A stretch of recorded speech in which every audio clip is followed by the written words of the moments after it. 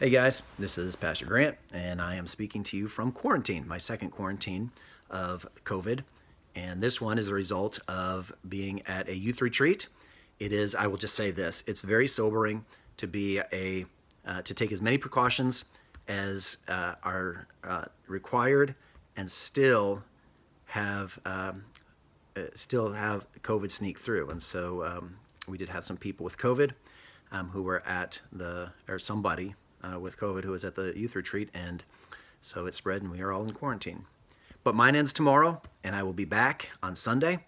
I feel fine, actually. I could be there tonight, except that my quarantine doesn't end until midnight, and I'm following the rules, and at 12:01, I will go out and make a snow angel.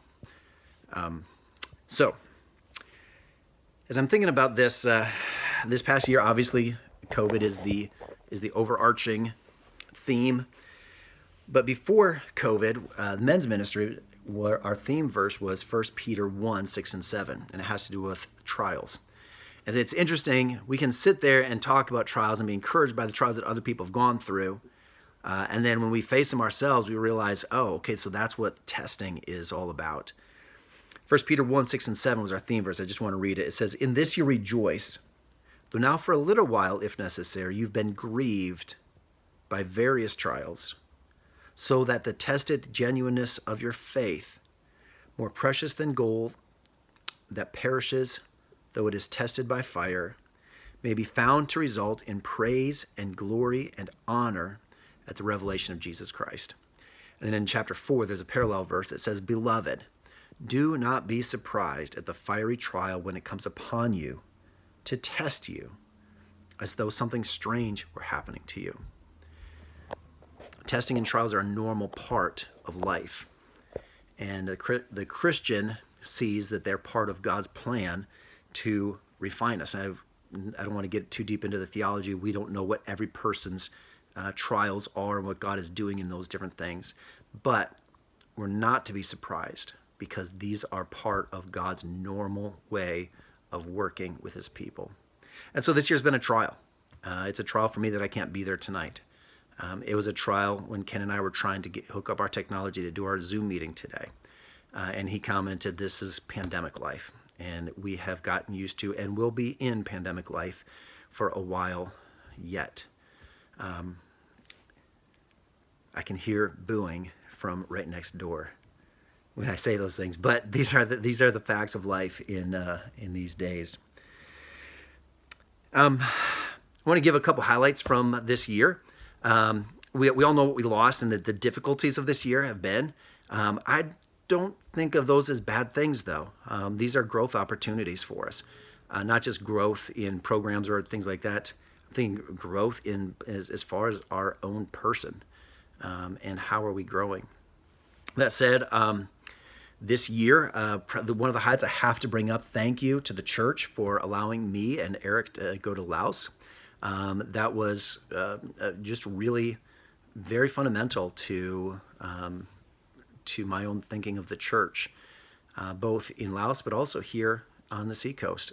Even those very, very different cultural contexts, I love to see these guys, many of whom are uneducated, don't have a high school education, probably like the disciples, many of the disciples, and yet the kingdom of Christ is advancing. And the light is overcoming the darkness, and people are coming to Christ and being discipled in a communist country that is extremely poor, one of the poorest countries in the world. So that's been a challenge to me. Another blessing this year was just watching people respond. If you think back to the early days of the pandemic, and I just remember seeing John Pizzella come in and make lists of deacons and who's going to be doing phone calls, and how people were responding to what we thought was going to be weekly funerals.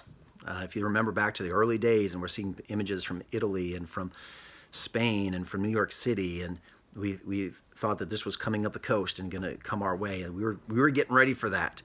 And fortunately, that never came, to the extent that we saw it in those other places.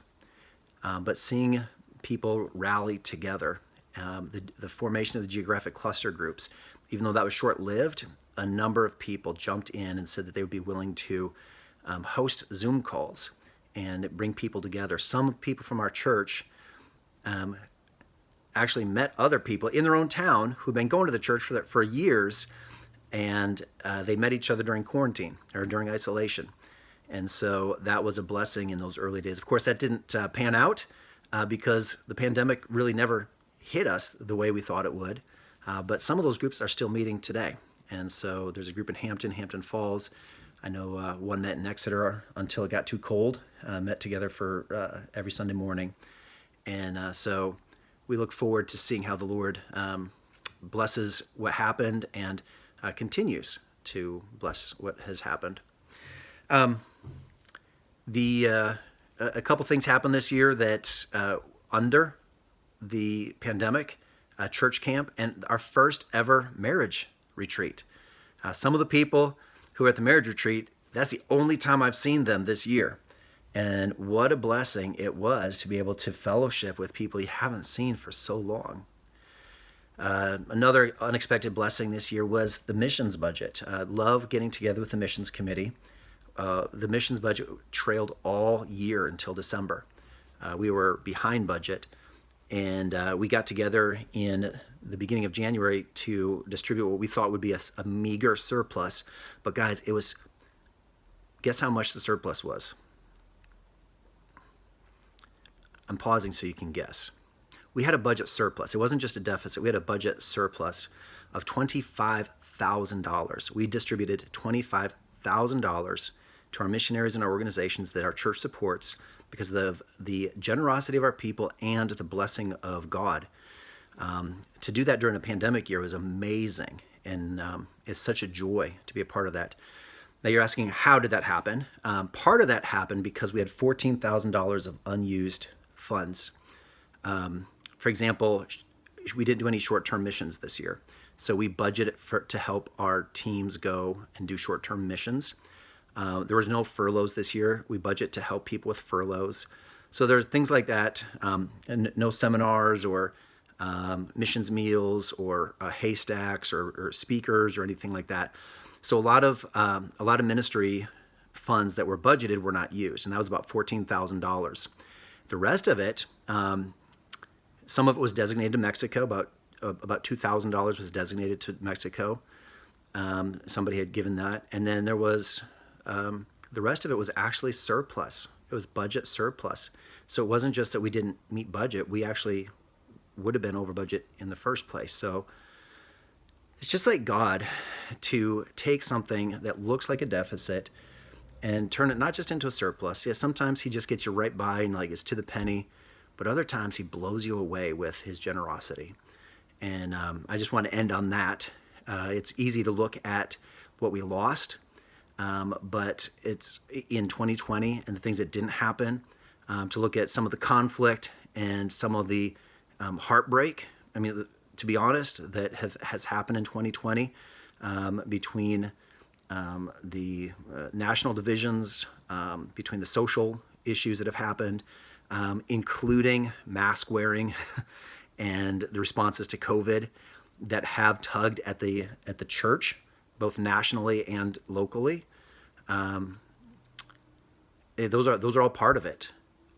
But I look forward to seeing how God turns what appears to be a deficit, and he turns it by his abundant mercy and grace, because that's his nature, is to overflow to us, to see how he turns us out for his glory, and not just our comfort or good or what we perceive to be good, but how he turns these things to his glory.